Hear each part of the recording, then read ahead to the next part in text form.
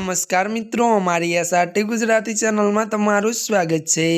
મિત્રો, અત્યારે હાલની સૌથી મોટી અને દુઃખદ ખબર સામે આવી રહી છે। જ્યાં મિત્રો આશારામને લઈને એક મોટા દુઃખદ સમાચાર મળી રહ્યા છે, ત્યારે આપને જણાવી દઈએ કે આશારામને વચગાળાના જામીન મળ્યા। વિગતવાર વાત કરવામાં આવે તો રાજસ્થાનના હાઈકોર્ટ તરફથી આશારામને મોટી રાહત મળી છે। જોધપુર બળાત્કાર કેસમાં દોષિત આશારામને કોર્ટે ત્યારે 15 દિવસના વચગાળાના જામીન મંજૂર કર્યા છે।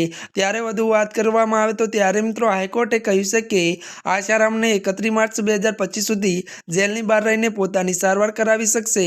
મળતી માહિતી અનુસાર મિત્રો વધુ આપને એ પણ જણાવી દઈએ કે ત્યારે મિત્રો વાત કરવામાં આવે તો આ સમયગાળા દરમિયાન તેમને તેમના કોઈ પણ અનુયાયીઓને મળવાની મંજૂરી મળી નથી અને વધુ જણાવી દઈએ કે તેઓ 24 કલાક પોલીસ દેખરેખ હેઠળ રહેશે અને મિત્રો તેમની સારવાર પૂર્ણ થયા પછી તેઓ જેલમાં પાછા ફરશે।